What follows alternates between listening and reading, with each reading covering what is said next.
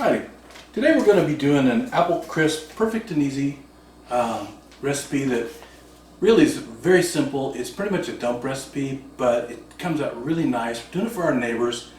He's a really nice guy. He's in the hospital right now. He needs to gain some weight. We're thinking of him, and this will be for him. So you'll see the process, and it'll be the first of many videos. So forget the bloopers. We're going to probably have some. It's always going to happen with the first stuff you do.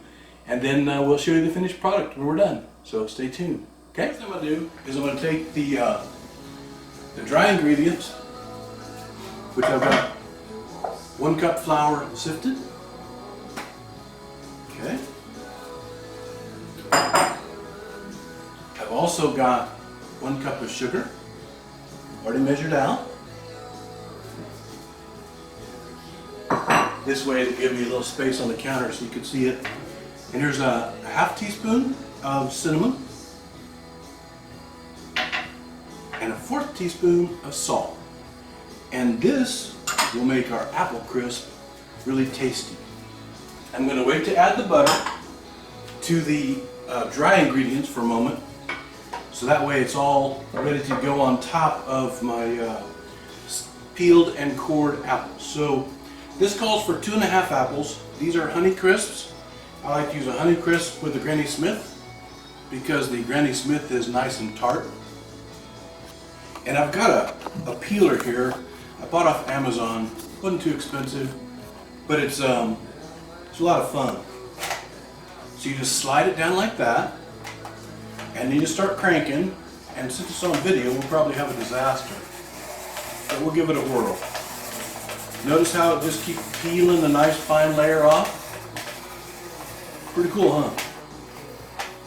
Until it's gone. So that is 1 apple peeled. Peeled pretty quickly, actually. Now, as long as I don't cut my hand, we'll be just fine. Okay. Let's go ahead and peel the rest of them. And when we'll be done with the peeler, we'll put it away. Just like the other. Peel, and it's done. Pull off, and then I'll put the other one on there, and we'll peel it too. We're making this apple crisp for some neighbors. Got the best neighbor in the world, always taking care of us, and making it for the man of the house next door because he's too skinny. We need to put some weight on it. I won't say who it is, but they're dear friends, they're good people, and this is going to go over and feed our dear friends. So, there. Now the peeler goes away. Set it over here for now. And what I'm going to do is, notice I've got the ends of both of these. I'm going to cut those ends off before I core it. So let me move these aside. Put over here. Scrap. And you'll notice this cutting board is actually made for someone with one hand. It's got these studs that come up through and suction cups, so you can put an apple on there, and you can, or bread or meat or whatever you want, and it doesn't move around, and you can use it to cut the ends off of things that don't move. Okay? So what you do is, I'm just going to cut those off because I found that it cores easier if you just cut the ends like that. Those go away. Now I'm going to try something I haven't tried before with the core. The core comes with the kit that you see on Amazon. It's actually just a hollow stainless steel, and I think I'm going to put it down on there like that so it doesn't try to move around. Bear with me here, folks. Sounded good. And then, in theory, it's supposed to just pop through, and it did, right on the floor. Glad the dog didn't hear that. I think she likes these Honey Crisps pretty well. But as you can see, now I've got a peeled and cored apple, and the dog didn't get it. It's about the same size as a wine cork. She's probably used to seeing those fly around. So now, I'll go ahead and do the next apple.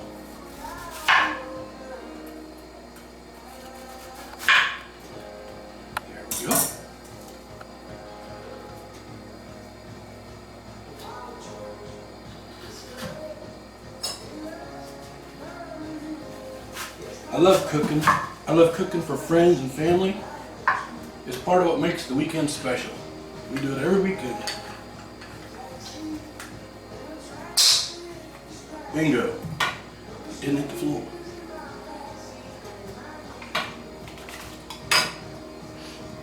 And by the way, this is sanitized countertop. We don't make our friends sick at the haunted house. At least not very often. Take that off. Take that off. What I found is the reason I do that is the skin on the end is kind of tough to go through. So the core doesn't want to go through when you want to do that. So instead, you cut it off and then it just goes through nice, soft apple. It's a lot easier. Oh, it felt a little funny. That worked.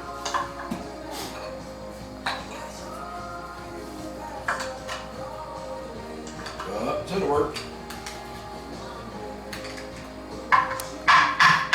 When in doubt, use more force. I'll get that one out of the way later. Let's set that aside and pretend that never happened. Need a little refreshment. Maybe it's lack of wine.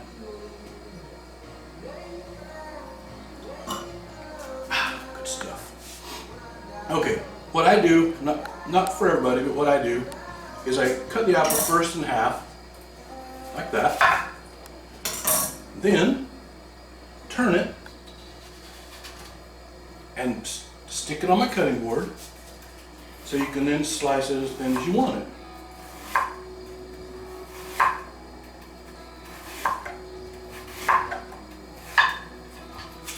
And what I found from the last one was the slices are too big and crisp, so you need to cut them one more time after you get this far and get them cut. Here's where the one-handed stuff gets a little bit tricky. What I do then is just lay them flat, lay up against like it was reconstructing the apple, and then just cut them in half. It looks worse than it is, folks.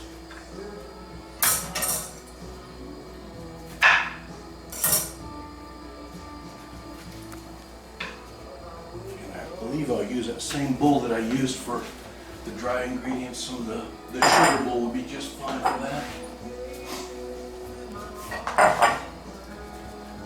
The dog's hanging out. She thinks she's going to get some goodies here. She might, matter of fact. She's special. Aren't you special, Bubbles? Everybody needs family and friends to cook for, and I'm blessed that I've got a lot. This is a big one. Very different. Thought about using a food processor, but I knew it'd be a pain with the noise and all. So I just blew it off. Thought y'all need to see how one-handed guy does it anyway. Got hurt a long time ago. And I kind of take it for granted, things that happen. I wonder if it'd be better if I slice it this way or the other way. I think it's better this way. Now, do it this way. See what happens. This will be different than the other one. So we'll see.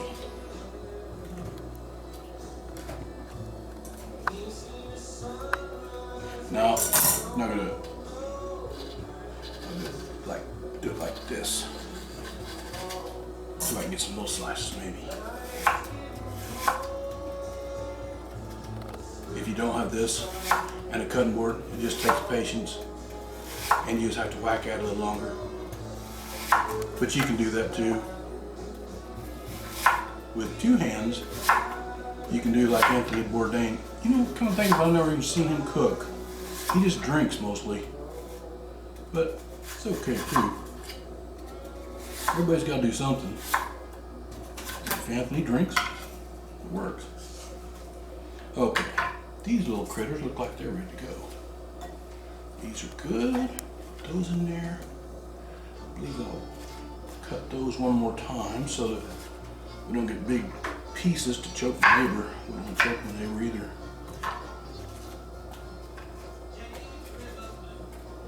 Yes.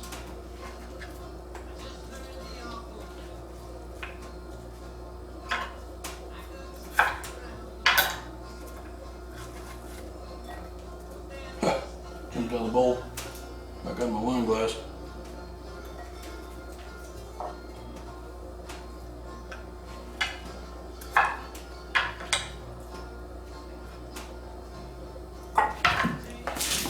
Woo! Dog got that one. She's gonna take it to the carpet and eat it. Say goodbye. Well, it calls for 1.5, so I guess I just lost a half.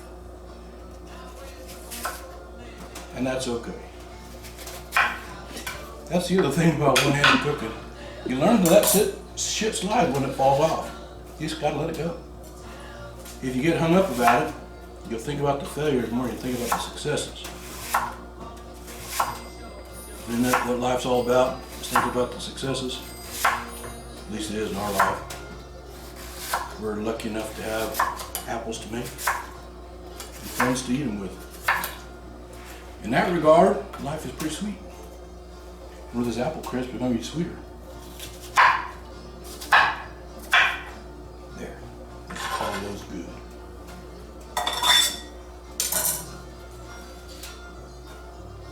Now we're going to have a big old spot on the carpet where the dog just smears that apple juice all over.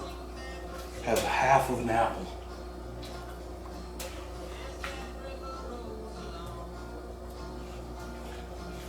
Oh well. Cheers. More tea. My lovely assistant is filming me. Now, as long as I don't spill half of this one, we'll have enough apples. If I do spill this one, we're going to be hosed.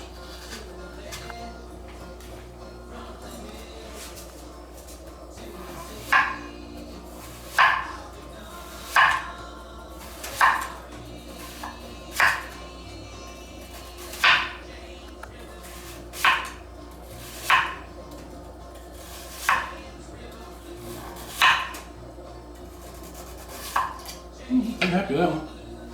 I'm all right.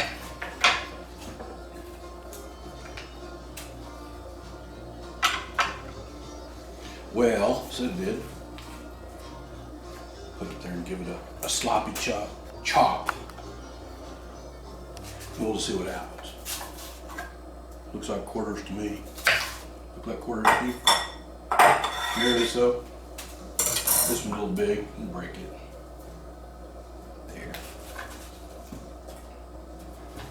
This is like taking forever. Hope y'all aren't dying of boredom watching me chop apples. I don't know, why don't you have a drink of your wine and then you could just enjoy along. We can all be properly wined. It is definitely tasty. That's one sweet thing.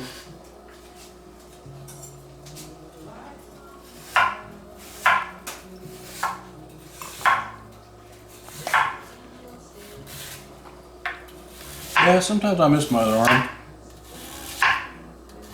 Most of the time it's just when doing little fine things like zip locks. I bet there's one-armed people that are going to watch this and go, you know, he's right, I miss my arm too. But you know what, the thing is, you only need one. I'm lucky and I still have mine. And there are people, when I was hurt, that lost both of them. And they are not the same. Because all you really need in this life is one arm. A few years ago, had surgery on my other shoulder and didn't have any arm for a while. My lovely wife had to do everything for me. Let's just say that was a learning experience for both of us. Okay, let me set this aside. Wait. The cameraman wants a piece of apple, and she got it, so that's good. Okay. Now, let me set this knife aside, get all the sharp objects away. And I've also got these non-stick pads that help. They're not perfect, but they help keep stuff from moving around when we're trying to work on it. So then we've got 1 cup of butter that we're going to cut into this dry ingredients. It's kind of like a pie crust. It's actually a half cup. Half cup, sorry. You're exactly right. So this is one whole stick of butter, softened. And we will just take our pastry cutter and cut it in. Recipe till it looks like cornmeal. Ooh, smells good in that cinnamon. That's definitely nice. Might have to get a knife here in a minute. I'll get it. Let me work on a little bit. What I did with the other one, just there you go, just pry it off the edge on the flour and use the flour itself. Starting to get there. You want to leave the butter in little bits of chunks so that the butter goes down in the crust or down in the apples, and that way it works its way down in there. So just a little more and we'll call it good.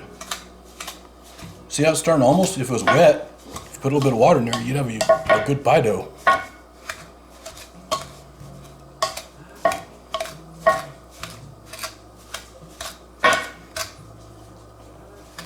Got some butter on the outside of that. Let me grab a knife real quick. Butter knife. Peel that off there. You get all that goodness. My lovely assistant.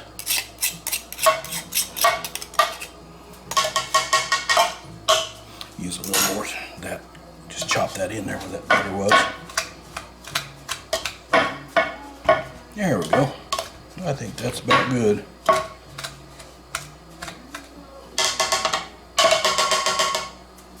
Alrighty. Thank you, Sylvia. Okay. Now this is an 8x8 pan we put on a half sheet just so that if it spilled it wouldn't get all over everything. And it's been sprayed on the inside with Pam so it wouldn't stick. You just put the apples straight in, spread them around. Nothing special, nothing fancy. Spread them out so they fill around there. I've got my oven preheated to 375 and it's making a layer of glistening sweat upon me as we speak. Look how pretty those look. Okay. Now we'll just sprinkle this across the top. What I do is just put it in, take my hand and just move around. This is a sterile hand, by the way. Dog got a little more of that crust. It's going to look good. Now what's going to happen is little bits of that dough we're going to go all the way down in around there.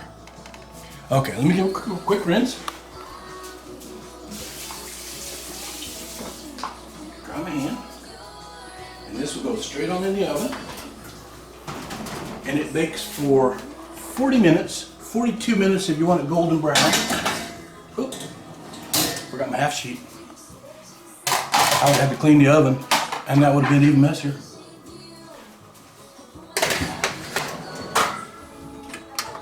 There we go. Alrighty. We'll set the timer.